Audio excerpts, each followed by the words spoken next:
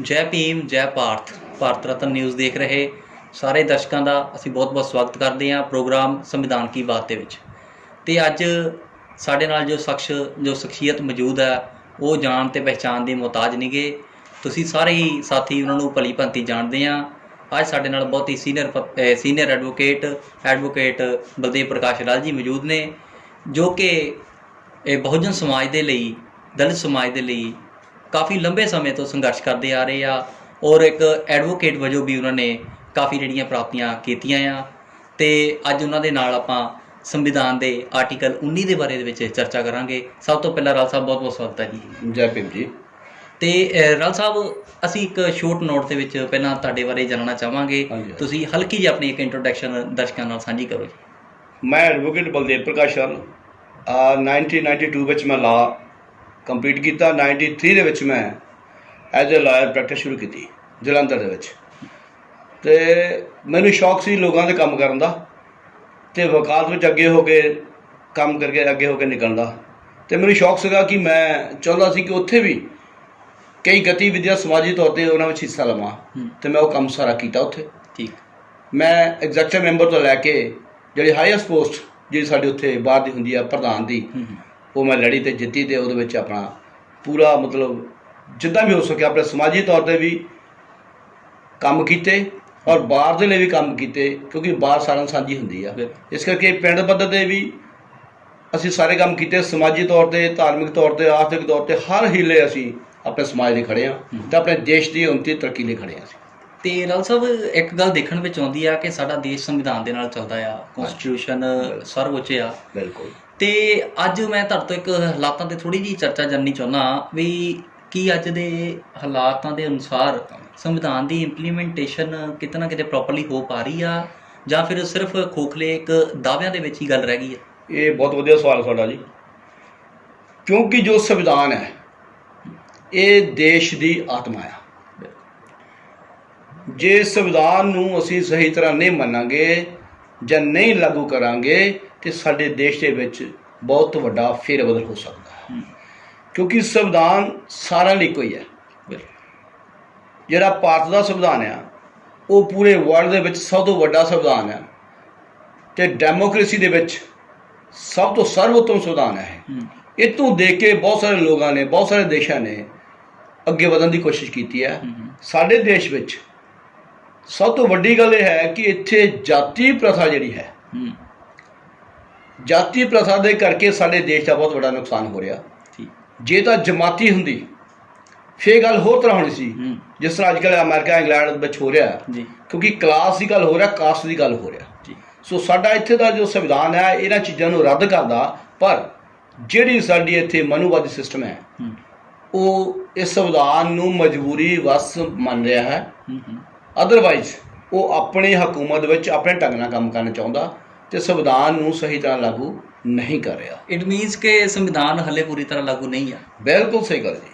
तो राल साहब आपां आर्टिकल 19 के उत्ते आउंदे आ। हाँ जी, हाँ जी। आर्टिकल 19 एक बड़ा विशाल और जे कहिए संविधान की जी एक मतलब कह दिए आत्मा कह दिए। बिल्कुल बिल्कुल। ये आर्टिकल 19 बहुत बड़ा प्राप्त है और मैं समझदा भी जिन्ने भी अंदोलन होए, जिन्नियां क्रांतियां हुईयां, एक स्वतंत्रता नूं लैके क्रांतियां हुईयां, आवाज़ उठाउण नूं लैके क्रांतियां हुईयां आ। ये आर्टिकल 19 बाबा साहब अंबेडकर ने जो आर्टिकल 19 दिता आ, ये सारियां क्रांतियां दा हल सीगा। ते असीं जनरली जानना चाहुंदे भी आर्टिकल 19 है की? आर्टिकल 19 दे जिहड़ा हैगा जी वो जिद्दां तुसीं कहा कि ये संविधान की आत्मा है, बिल्कुल सही गल है। क्योंकि आर्टिकल 19 दे विच हर व्यक्ति जिहड़ा भारत का वसनीक है उन्होंने हर तरह की गल कहण दा अधिकार है, चाहे राजसी है, चाहे धार्मिक है, चाहे समाजी है, चाहे किसी होर तरह की भी है, चाहे कल्चरल भी है। ये राइट टू स्पीच जिहड़ा है हर व्यक्ति होता है, क्योंकि भारत के संविधान में जिहड़ा आर्टिकल 19 है ये बहुत ही महत्वपूर्ण है। ये तुसीं अपने बारे, अपने मिशन बारे, अपने धर्म बारे जो मर्जी तुसीं दायरे दे रह के अपनी जी स्पीच है अपनी लोगों को दस सकते हैं, वो बारे ज्ञान दे सकते हैं। तुहानूं कोई रोक टोक नहीं, तुहाडे कोई ऑब्जेक्शन नहीं है, तुहाडे कोई बंदिश नहीं है राइट टू स्पीच ते। तो राल साहब इत्थे ना एक काउंटर क्वेश्चन उठदा कि आए दिन कुछ तथाकथित लोग उठते आ, कहते जी साडे धर्म के खिलाफ बोलिया, ठा परचा हो जाता उन्होंने उत्ते, दूजे बंदे दे उत्ते। ਕੋਈ ਉੱਠਦਾ, ਕੋਈ ਸਿੰਗਰ ਇੱਕ Song ਕੱਢ ਦਿੰਦਾ ਆ ਤੇ ਉਹਦੇ ਤੇ ਪਰਚਾ ਕਰਾ ਦਿੱਤਾ ਜਾਂਦਾ, ਕੋਈ ਰਾਈਟਰ ਲਿਖ ਦਿੰਦਾ ਉਹਦੇ ਤੇ ਪਰਚਾ ਕਰਾ ਦਿੱਤਾ ਜਾਂਦਾ। ਤੇ ਮੈਂ ਸਮਝਦਾ ਵੀ ਇਹ ਕਿਤੇ ਨਾ ਕਿਤੇ ਜ਼ਾਤੀ ਨਹੀਂ। ਬਿਲਕੁਲ, ਇਹ ਜਿਹੜਾ infringement of right to speech, right to speech ਨੂੰ ਖਤਮ ਕਰਨ ਦੀ ਗੱਲ ਕੀਤੀ ਗਈ ਹੈ, ਕਿਉਂਕਿ ਹਰ ਵਿਅਕਤੀ ਆਜ਼ਾਦ ਹੈ। ਆਪਣੀ ਆਜ਼ਾਦੀ ਤੇ ਜੇ ਕੁਝ ਬੋਲਣਾ ਚਾਹੁੰਦਾ ਤੇ ਉਹਨੂੰ ਕੋਈ ਰੋਕ ਨਹੀਂ ਸਕਦਾ। ਠੀਕ ਹੈ, ਅੱਜ ਧੱਕੇਸ਼ਾਹੀ ਹੋ ਰਹੀ ਆ, ਜੋ ਮੌਕੇ ਦੀਆਂ ਸਰਕਾਰਾਂ ਆ, ਮੌਕੇ ਦੀਆਂ ਸਰਕਾਰਾਂ ਜੋ ਬਦਤਮੀਜ਼ੀ ਕਰ ਰਹੀਆਂ, ਧੱਕੇਸ਼ਾਹੀ ਕਰ ਰਹੀਆਂ, ਪਰ ਇਹ ਜ਼ਿਆਦਾ ਸਮਾਂ ਨਹੀਂ ਚੱਲਦਾ। ਕਿਉਂਕਿ ਜੇ ਸਾਡੇ ਮਾਨਯੋਗ ਸੁਪਰੀਮ ਕੋਰਟ ਹੈ, ਜਿਸ ਤਰ੍ਹਾਂ ਜੇ ਮਾਨਯੋਗ ਸੁਪਰੀਮ ਕੋਰਟ ਹੈ, ਜੇ ਉਹ ਵੀ ਇਹਨਾਂ ਨਾਲ ਰਲ ਜਾਵੇਗੀ ਤੇ ਇਟ ਮੀਨਸ ਫਿਰ ਸੰਵਿਧਾਨ ਨੂੰ ਖਤਮ ਕਰਨੀਆਂ ਚਾਲਾਂ ਇਹਨਾਂ ਦੀਆਂ, ਸੰਵਿਧਾਨ ਨੂੰ ਖਤਮ ਕਰਕੇ ਆਪਣਾ ਜੋ ਮਨੁਸਮ੍ਰਿਤੀ ਲਾਗੂ ਕਰਨ ਵਾਲੀਆਂ ਗੱਲਾਂ, ਜੋ ਸਾਡੇ ਦੇਸ਼ ਦੀ ਗੱਲ ਕਰਦਾ ਮੈਂ, ਉਹ ਸ਼ੁਰੂ ਕਰ ਰਿਹਾ। ਪਰ ਇਹਨਾਂ ਨੂੰ ਇਹ ਨਹੀਂ ਪਤਾ ਕਿਸ ਤਰ੍ਹਾਂ ਸਾਡੇ ਦੇਸ਼ ਦਾ ਹਾਲਾਤ ਖਰਾਬ ਹੋਣਗੇ। ਚਲੋ ਆਪਾਂ ਰਾਜਨੀਤੀ ਤੋਂ ਰਾਸਾ ਹਟਦੇ ਹਾਂ। ਇੱਕ ਕਾਊਂਟਰ ਕੁਐਸਚਨ ਆ, ਮਾਫੀ ਚਾਹੁੰਦਾ ਤੁਹਾਡੀ ਗੱਲ ਨਹੀਂ, ਪਰ ਮੈਂ ਇੱਕ ਗੱਲ ਕਾਊਂਟਰ ਇੱਥੇ ਕੁਐਸਚਨ ਇਹ ਕਰਦਾ ਵੀ ਨਿਆਂਪਾਲਿਕਾ ਅੱਜ ਕਿੱਥੇ ਸਟੈਂਡ ਕਰ ਰਹੀ ਆ? ਮੈਂ ਗੱਲ ਕਰਨ ਲੱਗਾ ਉਹੀ ਗੱਲ ਕਰਦਾ ਸੀ ਵੀ ਜਿਹੜੀ ਨਿਆਂਪਾਲਿਕਾ ਆ ਉਹ ਕਿਸੇ ਦੇ ਗੁਲਾਮ ਨਹੀਂ ਹੁੰਦੀ, ਉਹ ਇੰਡੀਪੈਂਡੈਂਟ ਹੈ। ਸਾਡੇ ਸੰਵਿਧਾਨ ਵਿੱਚ ਵੀ ਲਿਖਿਆ ਨਿਆਂਪਾਲਿਕਾ ਜਿਹੜੀ ਆ ਆਜ਼ਾਦ ਹੁੰਦੀ ਆ। ਜੇ ਨਿਆਂਪਾਲਿਕਾ ਸਰਕਾਰ ਦੇ ਕਹਿਣ ਅਨੁਸਾਰ ਕੰਮ ਕਰਨ ਲੱਗ ਪਵੇ ਤੇ ਫਿਰ ਉਹ ਨਿਆਂਪਾਲਿਕਾ ਨਹੀਂ ਰਹਿ ਜਾਂਦੀ, ਉਹ ਫਿਰ ਸਰਕਾਰ ਦੀ ਪਿੱਠੂ ਬਣ ਕੇ ਰਹਿ ਜਾਂਦੀ ਆ। ਇਸ ਕਰਕੇ ਜੋ ਅੱਜ ਫੈਸਲੇ ਹੋ ਰਹੇ ਕਈ ਧਰਮ ਦੇ ਆਧਾਰ 'ਤੇ ਵੀ, ਜਾਤ ਦੇ ਆਧਾਰ 'ਤੇ ਵੀ, ਸਮਾਜੀ ਤੌਰ ਦੇ ਆਧਾਰ 'ਤੇ ਵੀ ਜਿਹੜੇ ਫੈਸਲੇ ਹੋ ਰਹੇ ਆ ਉਹ ਕਾਫੀ ਹੱਦ ਤੱਕ ਸੰਵਿਧਾਨ ਦੇ ਖਿਲਾਫ ਹੋ ਰਹੇ ਆ। ਇਸ ਕਰਕੇ ਜਿਹੜੀ ਇੰਡੀਪੈਂਡੈਂਸ ਆਫ ਦੀ ਜੁਡੀਸ਼ਰੀ ਉਹ ਖਤਰੇ ਵਿੱਚ ਆ। ਸ਼ਾਇਦ ਤੁਹਾਨੂੰ ਪਤਾ ਹੋਵੇਗਾ ਕਿ ਗਿਣਤੀ ਮਿਣਤੀ ਦੀਆਂ 50-60 ਜਿਹੜੀਆਂ ਫੈਮਲੀਜ਼ ਹੈਗੀਆਂ, ਜਿਹੜੇ ਮਾਨਯੋਗ ਸੁਪਰੀਮ ਕੋਰਟ ਦੇ ਵਿੱਚ ਜੱਜਸ ਬਣਦੇ ਆ, ਉਹਨਾਂ ਦੇ ਹੀ ਅੱਗੇ ਫੈਮਲੀ ਚਲੀਆਂ ਆ ਰਹੀਆਂ, ਚਾਹੇ ਕੋਲੀਜੀਅਮ ਬਣਾ ਲਵੋ, ਚਾਹੇ ਸਰਕਾਰ ਦੇ ਅੰਡਰ ਲੈ ਲਵੋ। ਇਸ ਕਰਕੇ ਇਹ ਜਿਹੜਾ ਸਿਸਟਮ ਹੈ ਸਾਡੇ ਡੈਮੋਕ੍ਰੈਟਿਕ ਵੇ ਦੇ ਵਿੱਚ ਬੜਾ ਵੱਡਾ ਰੋਕ ਹੈ। ਕਿਉਂਕਿ ਸਰਕਾਰਾਂ ਜਿਹੜੀਆਂ ਸਰਕਾਰਾਂ ਆਉਂਦੀਆਂ ਉਹ ਸੰਵਿਧਾਨ ਨੂੰ ਲਾਗੂ ਕਰਨ ਦੀ ਬਜਾਏ ਆਪਣੇ ਢੰਗ ਦੇ ਨਾਲ ਸੁਪਰੀਮ ਕੋਰਟ ਤੋਂ ਕੰਮ ਲੈ ਕੇ ਦੇਸ਼ ਦੇ ਵਿੱਚ ਕਾਨੂੰਨ ਵਿਵਸਥਾ ਨੂੰ ਖਰਾਬ ਕਰ ਰਹੀਆਂ। ਇਹ ਆਪਾਂ ਨਾ ਰਾਜ ਸਾਹਿਬ ਬ੍ਰੇਕ ਤੋਂ ਜਾਣ ਤੋਂ ਪਹਿਲਾਂ ਨਾ ਇੱਕ ਸਵਾਲ ਤੁਹਾਡੇ ਤੋਂ, ਇਹ ਆਰਟੀਕਲ 19 ਤੇ ਮੈਂ ਜਾਣਨਾ ਚਾਹੁੰਦਾ ਵੀ ਰਾਈਟ ਟੂ ਸਪੀਚ ਦੀ ਗੱਲ ਕੀਤੀ ਹੈ, ਇਹਦੇ ਵਿੱਚ ਘੁੰਮਣ ਫਿਰਨ ਦਾ ਅਧਿਕਾਰ ਆ ਜਾਂਦਾ ਆ, ਆਪਣੀ ਆਰਗੇਨਾਈਜੇਸ਼ਨ ਬਿਲਡ ਕਰਨ ਦਾ ਅਧਿਕਾਰ ਆ ਜਾਂਦਾ ਆ, ਜਾਂ ਆਪਾਂ ਹੋਰ ਗੱਲ ਕਰੀਏ ਕਿ ਸਾਨੂੰ ਜਿਹੜਾ ਕਿ ਹਰ ਪ੍ਰਕਾਰ ਦੀ ਆਜ਼ਾਦੀ ਜਿਹੜੀ ਆ ਉਹ ਇਹਦੇ ਵਿੱਚ ਮਿਲ ਜਾਂਦੀ ਆ। ਪਰ ਫਿਰ ਗੱਲ ਇੰਪਲੀਮੈਂਟੇਸ਼ਨ ਤੇ ਆ ਜਾਂਦੀ ਆ, ਵੇਅਰ ਇਜ਼ ਦੀ ਇੰਪਲੀਮੈਂਟੇਸ਼ਨ? ਮੈਂ ਜਿਹੜੀ ਪਹਿਲਾਂ ਗੱਲ ਕਹਿ ਚੁੱਕਾ ਕਿ ਜਦੋਂ ਸਾਡਾ ਡੈਮੋਕ੍ਰੈਟਿਕ ਢਾਂਚਾ ਜਿਹੜਾ ਆ ਉਹ ਵਿਗੜਿਆ ਹੋਵੇ, ਉਹਦੀ ਬੇਸ ਹੋਰ ਹੋਣ, ਤੇ ਦੈਨ ਫਿਰ ਦੇਸ਼ ਦਾ ਹਾਲ ਇਹੀ ਹੁੰਦਾ ਆ। ਕਿਉਂਕਿ ਡੈਮੋਕ੍ਰੇਸੀ ਵਿੱਚ ਹਰ ਬੰਦੇ ਨੂੰ ਆਪਣਾ ਹੱਕ ਆ, ਹਰ ਬੰਦੇ ਨੂੰ ਗੱਲ ਕਹਿਣ ਦਾ ਹੱਕ ਆ, ਹਰ ਬੰਦੇ ਨੂੰ ਗੱਲ ਕਰਨ ਦਾ ਹੁਕਮ ਹੈ, ਕੰਮ ਕਰਨ ਦਾ ਹੁਕਮ ਹੈ, ਕੰਮ ਕਰਨ ਦਾ ਢੰਗ ਹੈ, ਸਾਰਾ ਆਪਣਾ ਆਪਣਾ ਹੁੰਦਾ ਹੈ। ਸੋ ਮੇਰੇ ਕਹਿਣ ਦਾ ਭਾਵ ਜਦੋਂ ਇੰਪਲੀਮੈਂਟੇਸ਼ਨ ਹੋਣ ਦੀ ਗੱਲ ਕਰਦੇ ਆ, ਕੁਛ ਹੁੰਦਾ ਪਾਰਲੀਮੈਂਟ ਦੇ ਰਾਹੀਂ ਹੁੰਦੀ ਹੈ ਇੰਪਲੀਮੈਂਟੇਸ਼ਨ, ਕੁਛ ਹੁੰਦੀ ਆ ਸੁਪਰੀਮ ਕੋਰਟ ਦੇ ਰਾਹੀਂ। ਸੋ ਇਸ ਕਰਕੇ ਅੱਜ ਜਿਹੜੇ ਸਾਡੇ ਦੇਸ਼ ਦੇ ਵਿੱਚ ਸਰਕਾਰਾਂ ਚੱਲ ਰਹੀਆਂ ਉਹ ਸਿਰਫ ਕੈਪੀਟਲਿਜ਼ਮ ਨੂੰ, ਪੂੰਜੀਵਾਦ ਨੂੰ, ਉਹ ਵੀ ਪੂੰਜੀਵਾਦ ਕਿਹੜਾ ਸਿਰਫ ਆਪਣੇ ਗਿਣਵੇਂ ਮਿਣੇ ਬੰਦਿਆਂ ਦੇ ਵਿੱਚ ਬੱਝ ਕੇ ਰਹਿ ਗਈਆਂ ਤੇ ਆਮ ਲੋਕਾਂ ਨੂੰ ਕੋਈ ਨਹੀਂ ਪੁੱਛ ਰਿਹਾ। ਤੁਸੀਂ ਆ ਹੁਣੇ ਦੇਖਿਆ ਹੋਣਾ ਕਰੋਨਾ ਦੇ ਵਿੱਚ, ਮੈਂ ਉਦੋਂ ਗੱਲ ਤੋਂ ਲਿਆਵਾਂਗਾ, ਕਰੋਨਾ ਦੇ ਵਿੱਚ ਜਿਹੜਾ ਮਜ਼ਦੂਰ ਲੋਕ ਆ ਉਹਦੇ ਲਈ ਸਰਕਾਰ ਨੇ ਕੁਝ ਵੀ ਨਹੀਂ ਕੀਤਾ। ਅੱਜ ਸੁਪਰੀਮ ਕੋਰਟ ਵੀ, ਮਾਨਯੋਗ ਸੁਪਰੀਮ ਕੋਰਟ ਵੀ ਕਹਿ ਰਹੀ ਆ ਕਿ ਜਿਹੜੇ ਮਜ਼ਦੂਰਾਂ ਲਈ ਇਹਨਾਂ ਦਾ ਕੋਈ ਲੋੜ ਨਹੀਂ ਕਰਨ ਦੀ, ਕਿਉਂਕਿ ਉਹ ਆਪਣਾ ਕੰਮ ਆਪ ਕਰਨ। ਇੱਥੋਂ ਜਾਇਜ਼ ਹੁੰਦਾ ਕਿ ਜਿਹੜੀ ਸੁਪਰੀਮ ਕੋਰਟ ਵੀ ਆ ਉਹ ਵੀ ਸਰਕਾਰ ਦੇ ਪੱਖ ਵਿੱਚ ਗੱਲ ਕਰ ਰਹੀ ਹੈ।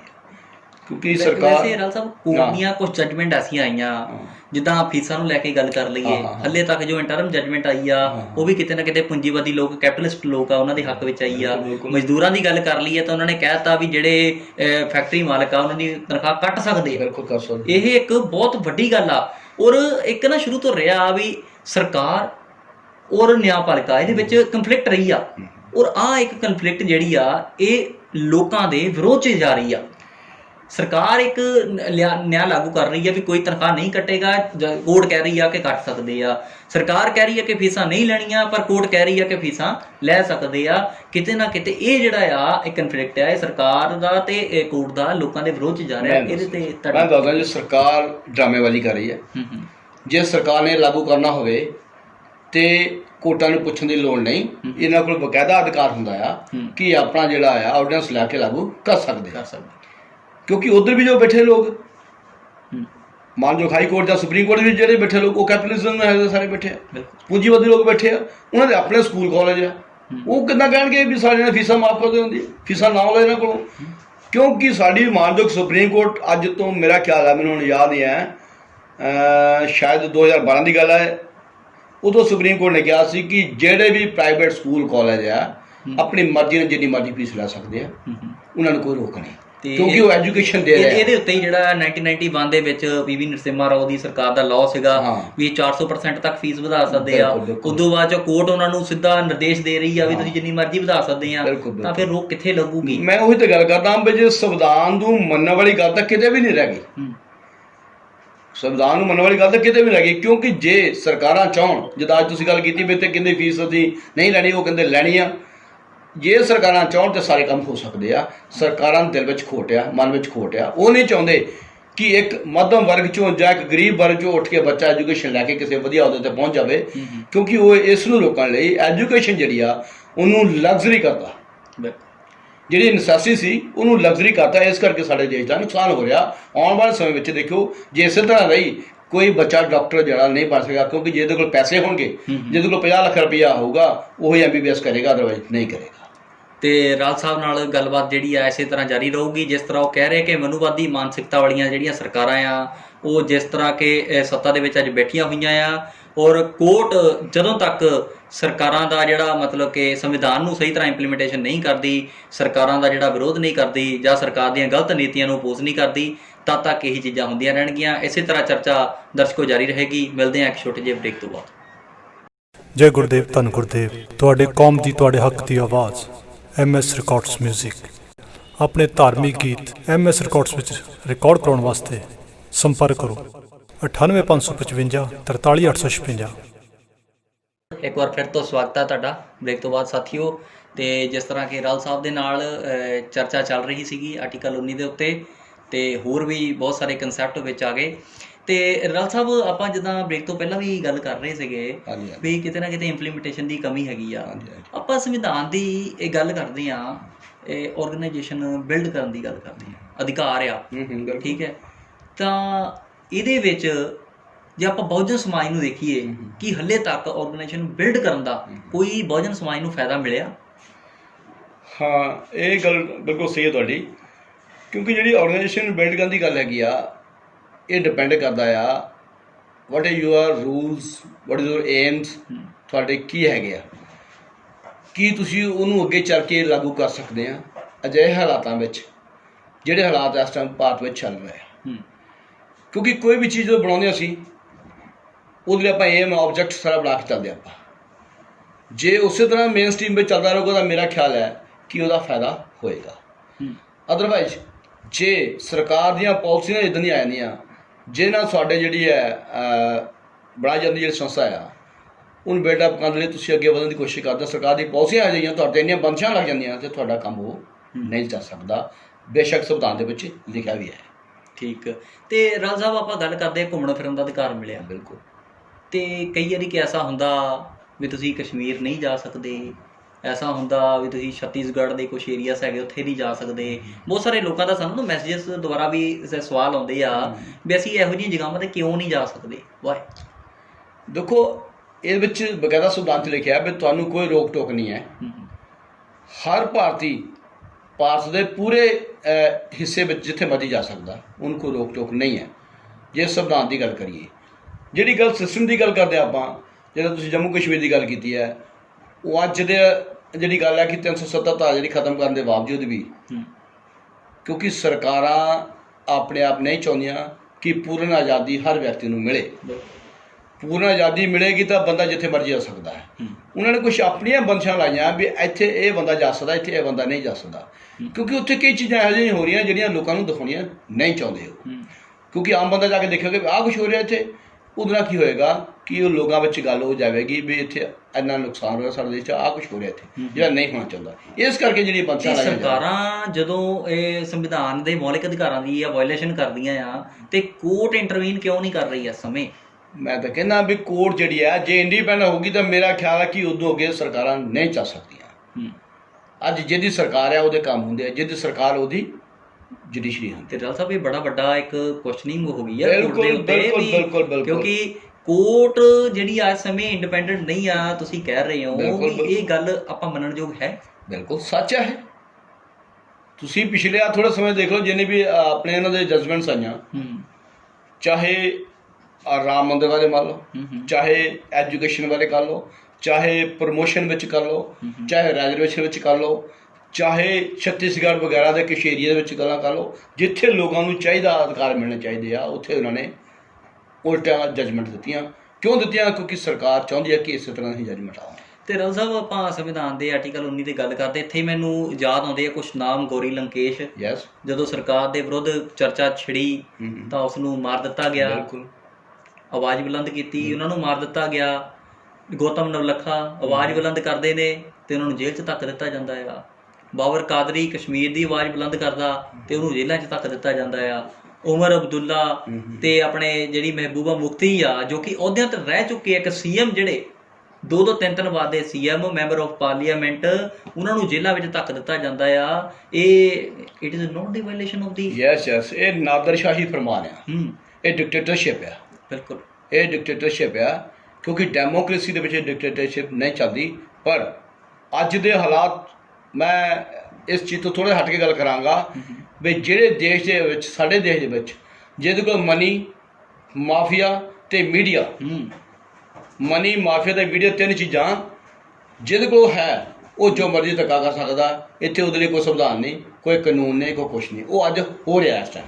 ਮੈਂ ਕਹਿੰਦਾ ਤੁਸੀਂ ਬਿਲਕੁਲ ਉਹੀ ਗੱਲ ਕਹਿ ਰਹੇ ਹੋ ਜੋ ਮਾਨੇਵਰ ਸਾਹਿਬ ਸ਼੍ਰੀ ਕਾਂਸ਼ੀ ਰਾਮ ਕਹਿੰਦੇ ਸੀਗੇ ਵੀ ਸਾਡੇ ਸਮਾਜ ਦੇ 3 ਦੁਸ਼ਮਣ, ਮਨੀ, ਮਾਫੀਆ ਤੇ ਮੀਡੀਆ। ਉਹੀ ਗੱਲ ਤੁਸੀਂ ਅੱਜ ਦੁਹਰਾ ਰਹੇ ਹੋ। ਤੇ ਮੈਂ ਇਹ ਗੱਲ ਪੁੱਛਦਾ ਕਿ ਸਾਡੇ ਅੰਦੋਲਨ ਦਾ ਉਸ ਤੋਂ ਲੈ ਕੇ ਅੱਜ ਤੱਕ ਦਾ ਫਾਇਦਾ ਕੀ ਹੋਇਆ? ਕੀ ਆਪਾਂ ਜਿਹੜਾ ਇੰਨਾ ਅੰਦੋਲਨ ਕੀਤਾ ਬਹੁਜਨ ਸਮਾਜ ਦੇ ਨਾਂ ਤੇ, ਕੀ ਇਹ ਸਿਰਫ ਲੋਕਾਂ ਨੂੰ ਗੁੰਮਰਾਹ ਕੀਤਾ ਗਿਆ? ਹਲੇ ਤੱਕ ਕੋਈ ਆਪਾਂ ਨਿਚੋੜ ਨਹੀਂ ਕੱਢ ਸਕੇ? ਨਹੀਂ ਹੋਇਆ, ਉਹਦਾ ਫਾਇਦਾ ਹੋਇਆ। ਜਿਹੜਾ ਬਾਬਾ ਸਾਹਿਬ ਦੀ ਗੱਲ ਸਾਹਿਬ ਕਾਂਸ਼ੀ ਰਾਮ ਦੀ ਮੂਵਮੈਂਟ ਤੋਂ ਪਹਿਲਾਂ ਖਤਮ ਹੋ ਗਈ ਸੀ, ਸਿਰਫ ਹਾਰ ਪਾਉਣ ਤੱਕ ਸੀਮਤ ਰੱਖਦਾ ਸੀ ਬਾਬਾ ਸਾਹਿਬ ਨੂੰ। ਸਾਹਿਬ ਕਾਂਸ਼ੀ ਰਾਮ ਦੇ ਆਉਣ ਤੋਂ ਬਾਅਦ ਬਾਬਾ ਸਾਹਿਬ ਦੁਆਰਾ ਜਿੰਦੇ ਹੋਏ ਤੇ ਅੱਜ ਜਿਹੜੀ ਐਜੀਟੇਸ਼ਨਾਂ ਆ, ਬੇਸ਼ੱਕ ਵੱਖ-ਵੱਖ ਧੜਿਆਂ ਵਿੱਚ ਹੋ ਕੇ ਕਰ ਰਹੇ ਆ, ਉਹ ਅੱਜ ਐਜੀਟੇਸ਼ਨਾਂ ਵੱਖ-ਵੱਖ ਕੰਮਾਂ ਦੇ ਵਿੱਚ ਹੋ ਰਹੀਆਂ, ਵੱਖ-ਵੱਖ ਸਟੇਟਾਂ 'ਚ ਹੋ ਰਹੀਆਂ, ਕਿਸੇ ਨਾ ਕਿਸੇ ਮੁੱਦੇ ਤੇ ਹੋ ਰਹੀਆਂ, ਤੇ ਉਹਦਾ ਰਿਜ਼ਲਟ ਵੀ ਆ ਰਿਹਾ। ਜ਼ਰੂਰੀ ਨਹੀਂ ਕਿ ਰਾਜਨੀਤਿਕ ਮਤਲਬ ਕੋਈ ਸਾਨੂੰ ਕੋਈ ਸੱਤਾ ਨਹੀਂ ਮਿਲੀ, ਪਰ ਉਹਦਾ ਅਸਰ ਹੋ ਰਿਹਾ। ਪਰ ਇਸ ਟਾਈਮ ਹਜੇ ਜਿਹੜੀ ਹਾਕਮ ਜਾਤ ਆ, ਉਹ ਅਜੇ ਭਾਰੂ ਆ, ਕਿਉਂਕਿ ਉਹਦੇ ਕੋਲ 3 ਚੀਜ਼ਾਂ, ਮਨੀ, ਮਾਫੀਆ ਤੇ ਮੀਡੀਆ, 3 ਚੀਜ਼ਾਂ ਪੂਰੇ ਤਰ੍ਹਾਂ ਕਬਜ਼ੇ ਵਿੱਚ ਆ। ਉਹ ਇਸ ਕਰਕੇ ਥੋੜ੍ਹਾ ਹਜੇ ਸਾਨੂੰ ਸਮਾਂ ਲੱਗ ਰਿਹਾ ਆ। ਪਰ ਮੈਂ ਇਹ ਜ਼ਰੂਰ ਕਹਾਂਗਾ ਕਿ ਬਦਲੀਆਂ ਜਿਹੜੀਆਂ ਇਹ ਹੋਣੀਆਂ, ਜੋ ਮਰਜ਼ੀ ਕਰ ਲਓ, ਸਮਾਂ ਆਵੇਗਾ, ਟਾਈਮ ਲੱਗਦਾ। ਕਿਉਂਕਿ ਜੇ ਗੱਲ ਕਰੀਏ ਵੀ ਇੱਕ ਦਿਨ ਦੇ ਵਿੱਚ ਦੇਸ਼ ਆਜ਼ਾਦ ਨਹੀਂ ਹੁੰਦਾ, ਇੱਕ ਦਿਨ ਦੇਸ਼ ਬਣਦਾ ਨਹੀਂ ਹੈ। ਸੋ ਟਾਈਮ ਲੱਗਦਾ, ਕੁਰਬਾਨੀਆਂ ਦੇਣੀਆਂ ਪੈਂਦੀਆਂ। ਇੱਕ ਸੰਨ 75 ਦਾ ਸਮਾਂ ਸੀ ਜਦੋਂ ਐਮਰਜੈਂਸੀ ਲੱਗੀ। ਬਿਲਕੁਲ, ਲੋਕਾਂ ਦੀ ਆਵਾਜ਼ ਦੇ ਉੱਤੇ ਤਾਲੇ ਲਗਾ ਦਿੱਤੇ ਗਏ, ਆਰਟੀਕਲ 19 ਦਾ ਘਾਣ ਹੋਇਆ। 77 ਤੱਕ ਇਹ ਚੱਲਿਆ ਕੰਮ। ਬਿਲਕੁਲ। ਉਸ ਸਮੇਂ ਭਾਰਤੀ ਜਨਤਾ ਪਾਰਟੀ ਤੇ ਹੋਰ ਵਿਰੋਧੀ ਧਿਰ ਜਿੰਨਾ ਵੀ ਸੀਗਾ, ਇਹ ਸਾਰਿਆਂ ਨੂੰ ਚੱਕ ਕੇ ਜੇਲ੍ਹਾਂ 'ਚ ਧੱਕਿਆ ਗਿਆ। ਭਾਰਤੀ ਜਨਤਾ ਪਾਰਟੀ ਤੋਂ ਜਨਸੰਘ ਹੁੰਦੀ ਸੀ, ਇਹਨਾਂ ਨੂੰ ਚੱਕ ਕੇ ਜੇਲ੍ਹਾਂ 'ਚ ਧੱਕਿਆ ਗਿਆ। ਉਸ ਸਮੇਂ 19 ਦੀ ਵਾਇਲੇਸ਼ਨ ਹੋਈ ਆ, ਮੰਨਦੇ ਸੀ। ਬਿਲਕੁਲ। ਤੇ ਅੱਜ ਜਦੋਂ ਹੋਰਨਾਂ ਪਾਰਟੀਆਂ ਦੇ ਲੀਡਰਾਂ, ਜਦੋਂ ਮੈਂ ਉਮਰ ਅਬਦੁੱਲਾ ਤੇ ਮਹਿਬੂਬਾ ਮੁਫਤੀ ਦੀ ਗੱਲ ਕਰਦਾ, ਗੌਤਮ ਨਵਲਖਾ, ਬਾਬਰ ਕਾਦਰੀ ਤੇ ਆਪਣੇ ਗੌਰੀ ਲੰਕੇਸ਼ ਉਹਨਾਂ ਦੀ ਗੱਲ ਕਰਦਾ, ਉਹਨਾਂ ਦੀ ਮੌਤ ਹੋ ਜਾਂਦੀ ਆ। ਦਲਿਤ ਦੇ ਉਹਨਾਂ ਦੇ ਵਿੱਚ ਨੌਜਵਾਨ ਜਦੋਂ ਆਵਾਜ਼ ਬੁਲੰਦ ਕਰਦੇ ਆ ਤੇ ਉਹਨਾਂ ਦੀਆਂ ਜਿਹੜੀਆਂ ਵਾਈਫਸ ਹੈਗੀਆਂ ਆ, ਜਾਂ ਜਿਹੜੇ ਦਲਿਤ ਮਾਤਾਵਾਂ ਭੈਣਾਂ ਆ, ਉਹਨਾਂ ਨੂੰ ਨਿਰਵਸਤਰ ਕਰਕੇ ਸਰੇਆਮ ਬਾਜ਼ਾਰ ਜਿਹੜਾ ਆ ਘੁਮਾਇਆ ਜਾਂਦਾ ਆ। ਅੱਜ ਜਦੋਂ ਇਹ ਕੰਮ ਹੋ ਰਿਹਾ ਆ ਤਾਂ ਫਿਰ ਮਤਲਬ ਤਾਂ ਇਹੀ ਹੋ ਗਿਆ ਵੀ ਉਸ ਸਮੇਂ ਕਾਂਗਰਸ ਗਲਤ ਸੀ, ਅੱਜ ਬੀਜੇਪੀ ਗਲਤ ਆ। ਤੇ ਸਹੀ ਕੌਣ? ਗੱਲ ਇਹ ਆ, ਉਦੋਂ ਦੀ ਹਾਲਾਤ ਤੇ ਅੱਜ ਦੇ ਹਾਲਾਤ 'ਚ ਬਹੁਤ ਫਰਕ ਆ। ਉਦੋਂ ਜੇ ਕੋਈ ਗਲਤੀ ਕਰਦਾ ਤੇ ਉਹਦੀ ਸਜ਼ਾ ਦਿੱਤੀ ਜਾਂਦੀ ਸੀ ਜੀ, ਕਿਸੇ ਨਾ ਕਿਸੇ ਢੰਗ ਨਾਲ ਦਿੱਤੀ ਜਾਂਦੀ, ਚਾਹੇ ਰਾਜਨੀਤਿਕ ਤੌਰ ਤੇ, ਚਾਹੇ ਆਰਥਿਕ ਤੌਰ ਤੇ, ਚਾਹੇ ਸਮਾਜਿਕ ਤੌਰ ਤੇ। ਅੱਜ ਦੇ ਲੋਕ ਜੋ ਆ, ਅੱਜ ਦੇ ਹਾਲਾਤ ਉਹਨਾਂ ਹਾਲਾਤਾਂ ਨਾਲ ਬੜੇ ਡਿਫਰੈਂਟ ਹੈ। ਕਿਉਂਕਿ ਅੱਜ ਲੋਕ ਬਿਲਕੁਲ ਢੀਠ ਹੋ ਗਏ ਆ, ਸਿਰਫ ਆਪਣੇ ਤੱਕ ਸੀਮਤ ਰਹਿ ਗਏ ਆ। ਕੁਛ ਲੋਕ ਆ ਜਿਹੜੇ ਆਰਗੇਨਾਈਜੇਸ਼ਨ ਵਿੱਚ ਕੰਮ ਕਰਕੇ ਅੱਗੇ ਹੋ ਕੇ ਸਮਾਜੀ ਤੌਰ ਤੇ ਕੰਮ ਕਰਦੇ ਆ, ਪਰ ਬਾਕੀ ਲੋਕ ਜਿਹੜੇ ਆ ਆਪਣਾ ਹਲਵਾ ਮੰਡਾ ਬਣਾ ਕੇ ਪਰੇ ਹੋ ਜਾਂਦੇ ਆ, ਆਪਣਾ ਮਤਲਬ ਕੱਢ ਕੇ ਪਰੇ ਹੁੰਦੇ ਆ, ਸਮਾਜ ਜਾਂ ਦੇਸ਼ ਨੂੰ ਇੱਕ ਪਾਸੇ ਰੱਖ ਦਿੰਦੇ ਆ। ਉਸ ਵੇਲੇ ਦੇ ਹਾਲਾਤਾਂ ਤੇ ਅੱਜ ਦੇ ਹਾਲਾਤਾਂ 'ਚ ਫਰਕ ਹੈ। ਜੇ ਉਦੋਂ ਕੋਈ ਇੱਕ ਨਾਰਾ ਲਾਉਂਦਾ ਸੀ ਤੇ ਉਦੋਂ ਲੋਕ ਇਕੱਠੇ ਹੋ ਕੇ ਕੰਮ ਕਰਦੇ ਸੀ। ਅੱਜ ਇੱਕ ਨਾਰਾ ਲਾ ਕੇ ਅਗਲੇ ਰਾਤ ਨੂੰ ਮੁੱਲ ਪਾ ਕੇ ਪਰੇ ਹੋ ਜਾਂਦਾ। ਕਾਰਨ ਇਹ ਹੈ, ਸਭ ਤੋਂ ਵੱਡਾ ਕਾਰਨ ਇਹ ਹੈ। ਦੂਸਰੀ ਗੱਲ ਇਹ ਹੈ, ਜਿਹੜੀ ਗੱਲ ਕਰਦੇ ਵੀ ਜਿਹੜੇ ਸਾਡੇ ਆਜ਼ਾਦੀ ਸੰਗਰਾਮੀਆਂ ਕਹਿ ਰਹੀ ਆ, ਉਹ ਆਜ਼ਾਦੀ ਸੰਗਰਾਮੀਆਂ ਜਿਹਨਾਂ ਦੀ ਤੁਸੀਂ ਗੱਲ ਕਰਦੇ ਆ, ਗੌਰੀ ਲੰਕੇਸ਼ ਹੋ ਗਏ, ਜੋ ਕੋਈ ਹੋਇਆ, ਕਿਉਂਕਿ right to speech, right to right, ਇਹ ਫੰਡਾਮੈਂਟਲ ਰਾਈਟ ਆ ਜੀ। ਸੋ ਇਹ ਲੋਕ ਜਿਹੜੇ ਆ, ਜਿਨ੍ਹਾਂ ਨੂੰ ਮੈਂ ਪਹਿਲਾਂ ਕਹਿ ਚੁੱਕਾ ਕਿ ਮਨੁਵਾਦੀ ਲੋਕ, ਉਹ ਲੋਕ ਨਹੀਂ ਚਾਹੁੰਦੇ ਕਿ ਸਾਡੇ ਖਿਲਾਫ ਕੋਈ ਆਵਾਜ਼ ਬੁਲੰਦ ਕਰੇ। ਪਰ ਉਹਨਾਂ ਨੂੰ ਇਹ ਨਹੀਂ ਪਤਾ ਵੀ ਕਲਮ ਦਾ ਲਿਖਿਆ ਰੁਕਦਾ ਨਹੀਂ ਹੁੰਦਾ, ਕਲਮ ਦਾ ਲਿਖਿਆ ਮਿਟਦਾ ਨਹੀਂ ਹੁੰਦਾ।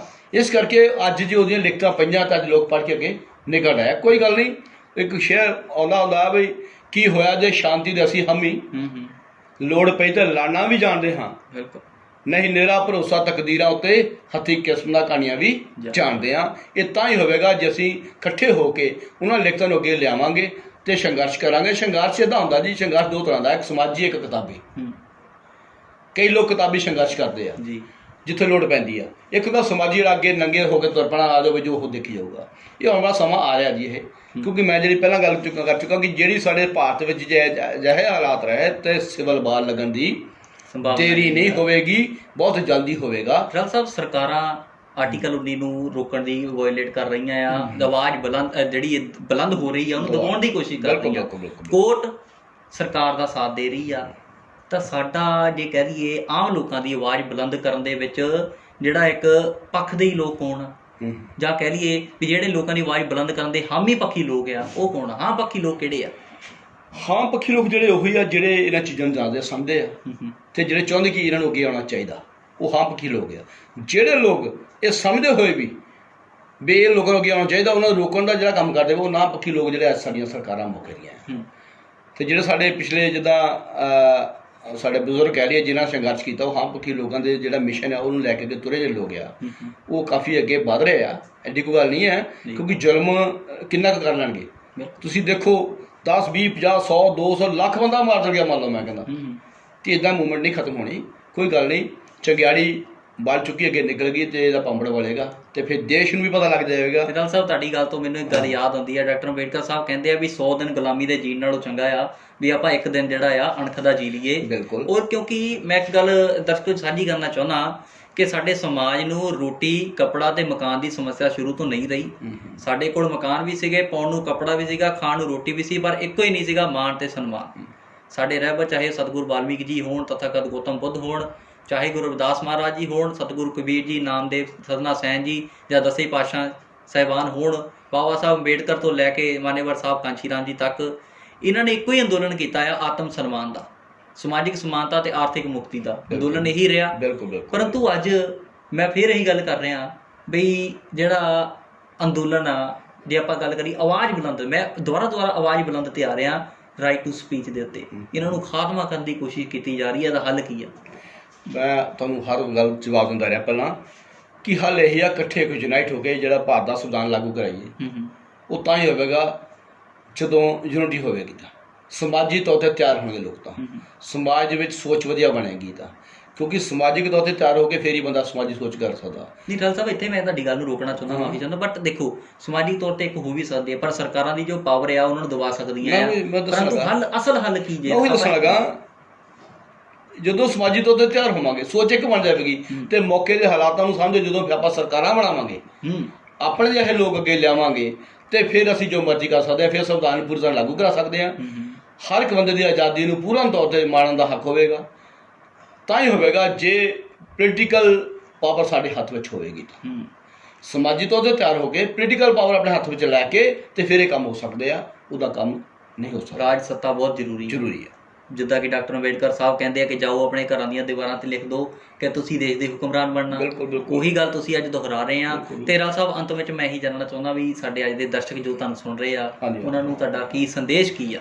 ਜ਼ਰੂਰ ਕਹਾਂਗਾ ਕਿ ਇਸ ਵੇਲੇ ਜਿਹੜੀ ਪਾਰਟੀ ਹੈ ਉਹ ਬਹੁਜਨ ਸਮਾਜ ਪਾਰਟੀ ਪੂਰੇ ਬਹੁਜਨ ਸਮਾਜ ਦੇ ਹਿੱਤਾਂ ਲਈ ਗੱਲ ਕਰਦੀ ਹੈ, ਬਹੁਜਨ ਸਮਾਜ ਦੇ ਹਿੱਤਾਂ ਲਈ ਕੰਮ ਕਰਦੀ ਹੈ ਤੇ ਬਹੁਜਨ ਸਮਾਜ ਦੇ ਹਿੱਤਾਂ ਨੂੰ ਪ੍ਰਮੋਟ ਕਰ ਰਹੀ ਹੈ। ਜਿੱਥੇ ਤੱਕ ਵੀ ਹੋ ਸਕਦਾ ਉਹਨਾਂ ਨੇ ਆਪਣੇ ਜਿੰਨੇ ਵੀ ਆਪਣੇ ਜਿਹੜੇ ਰਹਿਬਰ ਹੋਏ ਆ, ਉਹਨਾਂ ਦੇ ਹਿੱਤ ਦੇ ਵਿੱਚ, ਉਹਨਾਂ ਦੇ ਪੱਖ ਦੇ ਵਿੱਚ ਬਹੁਤ ਸਾਰੇ ਮਤੇ ਪਾਸ ਕੀਤੇ ਔਰ ਬਹੁਤ ਸਾਰੀਆਂ ਚੀਜ਼ਾਂ ਇੱਦਾਂ ਦੀਆਂ ਕਰਕੇ ਦਿਖਾਈਆਂ ਜਿਹੜੀਆਂ ਬ੍ਰਾਹਮਣਵਾਦੀ ਮਨੂਵਾਦੀ ਸਿਸਟਮ ਨੂੰ ਚੰਗੀਆਂ ਨਹੀਂ ਲੱਗੀਆਂ। ਉਹਨਾਂ ਨੇ ਇਹਨਾਂ ਦੇ ਖਿਲਾਫ ਗਲਤ ਪ੍ਰੋਪੇਗੈਂਡਾ ਕਰਕੇ ਇਹਨਾਂ ਨੂੰ ਕਾਫੀ ਨੁਕਸਾਨ ਪਹੁੰਚਾਉਣ ਦੀ ਕੋਸ਼ਿਸ਼ ਕੀਤੀ ਤੇ ਉਹਦੇ ਕਰਕੇ ਸਾਡਾ ਨੁਕਸਾਨ ਵੀ ਹੋਇਆ। ਪਰ ਇਦੋਂ ਸਿਵਾਏ ਹੋਰ ਕੋਈ ਪੋਲੀਟੀਕਲ ਪਾਰਟੀ ਨਹੀਂ ਹੈ ਜਿਹੜੀ ਬਹੁਜਨ ਦੇ ਹਿੱਤਾਂ ਨੂੰ ਦੇਖ ਕੇ ਬਹੁਜਨ ਦੇ ਹਿੱਤਾਂ ਲਈ ਕੰਮ ਕਰੇ। ਮੈਂ ਤਾਂ ਇਹੀ ਬੇਨਤੀ ਕਰੂੰਗਾ ਕਿ ਬਹੁਜਨ ਸਮਾਜ ਪਾਰਟੀ ਜਿਹੜੀ ਹੈ ਇਸ ਵੇਲੇ ਭੈਣ ਮਾਇਆਵਤੀ ਜੀ ਉਹਨਾਂ ਦੇ ਰਾਸ਼ਟਰੀ ਪ੍ਰਧਾਨ ਆ, ਉਹਨਾਂ ਸਹਿਯੋਗ ਦੇ ਕੇ ਵੱਧ ਤੋਂ ਵੱਧ ਲੋਕਾਂ ਨੂੰ ਮੈਂ ਚਾਹੁੰਦਾ ਕਿ ਹਰ ਥਾਂ 'ਤੇ ਹਰ ਸੂਬੇ 'ਚ ਆਪਣੀ ਸਰਕਾਰ ਬਣਾ ਕੇ ਤੇ ਕੇਂਦਰ ਵਿੱਚ ਸਰਕਾਰ ਵਿੱਚ ਬਣਾਓ ਤੇ ਤਾਂ ਹੀ ਸਾਡੇ ਦੁੱਖਾਂ ਦਾ ਹੱਲ ਹੋ ਸਕਦਾ। ਨਹੀਂ ਤਾਂ ਸਾਡੇ ਸੰਵਿਧਾਨ ਨੂੰ ਲਾਗੂ ਕਰਨ ਵਿੱਚ ਜਿਹੜੀਆਂ ਤਰੁੱਟੀਆਂ ਆ ਰਹੀਆਂ ਇਸ ਟਾਈਮ ਸਰਕਾਰਾਂ ਕਰ ਰਹੀਆਂ, ਉਹਦੇ ਲਈ ਸਾਡੇ ਸਮਾਜ ਦਾ ਬਹੁਤ ਵੱਡਾ ਨੁਕਸਾਨ ਹੋਵੇਗਾ। ਤੇ ਰਾਲ ਸਾਹਿਬ, ਤੁਸੀਂ ਆਪਣਾ ਬਹੁਤ ਕੀਮਤੀ ਸਮਾਂ ਦਿੱਤਾ ਸਾਨੂੰ, ਤੇ ਅਸੀਂ ਤੁਹਾਡੇ ਆਪਣੇ ਚੈਨਲ ਵੱਲੋਂ ਤੁਹਾਡਾ ਬਹੁਤ ਬਹੁਤ ਧੰਨਵਾਦ ਕਰਦੇ ਹਾਂ। ਬਹੁਤ ਬਹੁਤ ਧੰਨਵਾਦ। ਮੈਂ ਨਿਊਜ਼ ਭਾਰਤ ਰਤਨ ਦਾ ਬਹੁਤ ਬਹੁਤ ਧੰਨਵਾਦ ਕਰਦਾ, ਕਿਉਂਕਿ ਤੁਸੀਂ ਜਿਹੜਾ ਬੀੜਾ ਚੁੱਕਿਆ ਹੈ ਇਹ ਬਹੁਤ ਵੱਡੀ ਗੱਲ ਹੈ, ਕਿਉਂਕਿ ਤੁਸੀਂ ਹਰ ਉਸ ਵਿਅਕਤੀ ਤੱਕ ਪਹੁੰਚ ਕਰ ਰਹੇ ਆ ਕਿ ਜਿਹੜਾ ਬਾਬਾ ਸਾਹਿਬ ਦੇ ਸੰਵਿਧਾਨ ਨੂੰ ਲਾਗੂ ਕਰਾਉਣ ਲਈ ਦਿਨ ਰਾਤ ਨਾਲ ਤੁਹਾਡੇ ਚੱਲ ਕੇ ਮਿਹਨਤ ਕਰ ਰਿਹਾ ਅਤੇ ਸਮਾਜ ਨੂੰ ਚੰਗੀ ਸੇਧ ਦੇਣ ਦੀ ਕੋਸ਼ਿਸ਼ ਕਰ ਰਿਹਾ। ਮੈਂ ਤੁਹਾਡਾ ਬਹੁਤ ਬਹੁਤ ਧੰਨਵਾਦ ਕਰਦਾ, ਕਿਉਂਕਿ ਤੁਸੀਂ ਆਪਣਾ ਜ਼ਿੰਦਗੀ ਦਾ ਬਹੁਤ ਵੱਡਮੁੱਲਾ ਸਮਾਂ ਜਿਹੜਾ ਇਸ ਕੰਮ ਵਿੱਚ ਲਾ ਰਹੇ ਆ, ਕਿਉਂਕਿ ਉਹੀ ਲਾ ਸਕਦਾ ਜਿਹਨੂੰ ਸਮਾਜ ਲਈ, ਦੇਸ਼ ਲਈ ਪਿਆਰ ਹੋਵੇ। ਦੂਸਰਾ ਬੰਦਾ ਕਦੇ ਵੀ ਅੱਗੇ ਆ ਕੇ ਇਹ ਜਿਹਾ ਕੰਮ ਨਹੀਂ ਕਰੇਗਾ, ਅਤੇ ਤੁਸੀਂ ਬਹੁਤ ਵੱਡਾ ਕੰਮ ਕਰ ਰਹੇ ਹੋ। ਮੈਂ ਤੁਹਾਡਾ ਇੱਥੇ ਬਹੁਤ ਬਹੁਤ ਧੰਨਵਾਦ ਕਰਦਾ, ਅਤੇ ਮੇਰੇ ਵੱਲੋਂ ਜਦੋਂ ਵੀ ਕਿਤੇ ਲੋੜ ਪਵੇ ਸਮਾਜੀ ਤੌਰ 'ਤੇ ਮੈਂ ਹਮੇਸ਼ਾ ਆਪਣੇ ਸਮਾਜ ਲਈ ਤਤਪਰ ਹਾਂ ਅਤੇ ਕਰਾਂਗਾ ਅਤੇ ਕਰਦਾ ਵੀ ਰਿਹਾ ਹਾਂ। ਅੱਗੇ ਤੋਂ ਵੀ ਕਿਸੇ ਤਰ੍ਹਾਂ ਦੀ ਗੱਲ ਹੋਵੇ ਤਾਂ ਮੈਂ ਤੁਹਾਡੇ ਨਾਲ ਹਮੇਸ਼ਾ ਆਵਾਂਗਾ। ਜੈ ਭੀਮ, ਜੈ ਭਾਰਤ। ਸੋ ਸਾਥੀਓ, ਜਿਸ ਤਰ੍ਹਾਂ ਕਿ ਤੁਸੀਂ ਦੇਖਿਆ, ਅੱਜ ਸਾਡੇ ਨਾਲ ਸਨ ਐਡਵੋਕੇਟ ਬਲਦੇਵ ਪ੍ਰਕਾਸ਼ ਰਾਜ ਜੀ, ਜਿਨ੍ਹਾਂ ਦੇ ਨਾਲ ਅਸੀਂ ਅੱਜ ਵਿਚਾਰ ਵਟਾਂਦਰਾ ਕੀਤਾ ਅਤੇ ਉਹਨਾਂ ਨੇ ਬਹੁਤ ਸਾਰੀਆਂ ਗੱਲਾਂ ਸਾਨੂੰ ਦੱਸੀਆਂ। ਉਮੀਦ ਹੈ ਕਿ ਤੁਹਾਨੂੰ ਅੱਜ ਦਾ ਪ੍ਰੋਗਰਾਮ ਬਹੁਤ ਪਸੰਦ ਆਇਆ ਹੋਵੇਗਾ। ਸੰਵਿਧਾਨ ਕੀ ਬਾਤ ਪ੍ਰੋਗਰਾਮ ਦੇ ਵਿੱਚ ਅਲੱਗ-ਅਲੱਗ ਬੁੱਧੀਜੀਵੀ ਵਰਗ ਦੇ ਨਾਲ ਆਪ ਜੀ ਦੀ ਚਰਚਾ ਜਿਹੜੀ ਆ ਸਾਂਝੀ ਕਰਵਾਉਂਦੇ ਰਹਾਂਗੇ। ਤਾਂ ਅਸੀਂ ਕੁਝ ਸਮੇਂ 'ਤੇ ਜਿਹੜੇ ਆ ਆਪਣੇ ਅਗਲੇ ਐਪੀਸੋਡਾਂ ਦੇ ਵਿੱਚ ਤੁਹਾਨੂੰ ਜਿਹੜੇ ਆਪਣੇ ਨੰਬਰ ਵੀ ਦੇਵਾਂਗੇ, ਤੇ ਤਾਂ ਕਿ ਤੁਸੀਂ ਵੀ ਸਿੱਧੀ ਗੱਲਬਾਤ ਰਾਹੀਂ ਸਾਡੇ ਨਾਲ ਜੁੜ ਸਕਦੇ ਹਾਂ। ਤਾਂ ਉਮੀਦ ਅੱਜ ਦਾ ਪ੍ਰੋਗਰਾਮ ਤੁਹਾਨੂੰ ਪਸੰਦ ਆਇਆ ਹੋਵੇਗਾ। ਦੇਖਦੇ ਰਹੋ ਨਿਊਜ਼ ਭਾਰਤ ਰਤਨ। ਜੈ ਭੀਮ, ਜੈ ਭਾਰਤ।